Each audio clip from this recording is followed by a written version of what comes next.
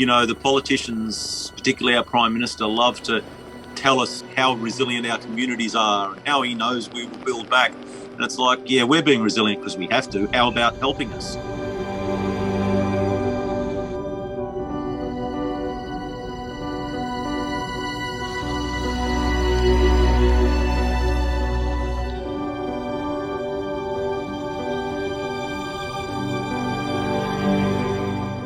This isn't about people who didn't take the right precautions. To leap from known historical records and then just top it by 2.5 metres is incredible. Now that led to a terrible emergency. In dire straits here, can't get onto the roof. Thinking it's starting to swim to the neighbours. Not sure what to do from this point.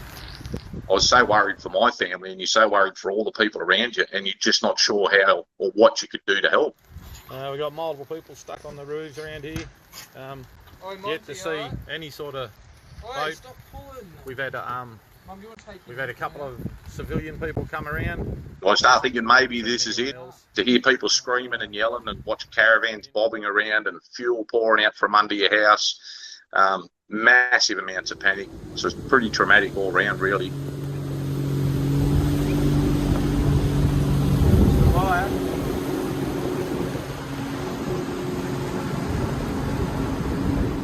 Every house, I had neighbours on the roof. I had a boat, so I just worked endlessly and I took them to safety.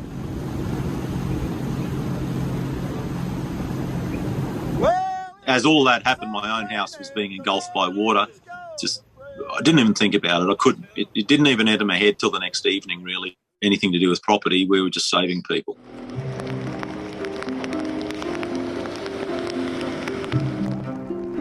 I think emergency services, I'm guessing they were doing as best as they can. I'm not really critical on them, it's just the sheer scale of it. I don't think they knew how to handle that at that level.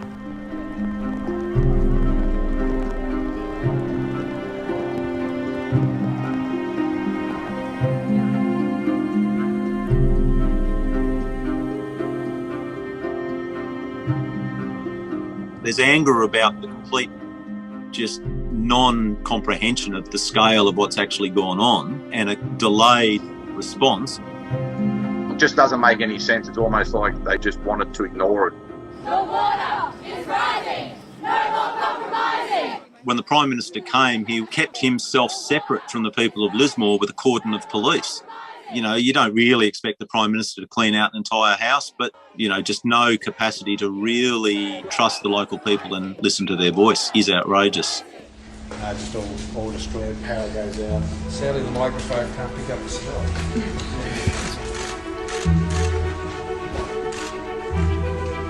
I absolutely understand the frustration. I understand the anger. I understand the disappointment. I understand the sense of abandonment. So what do we do about that? We restore. We support, we fund, making sure that we can get that emergency financial assistance into people's pockets, which was done within a week.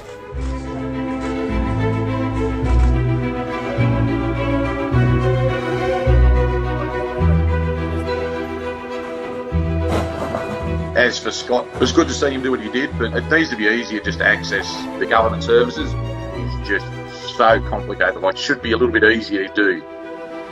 Australia is becoming a harder country to live in because of these natural disasters.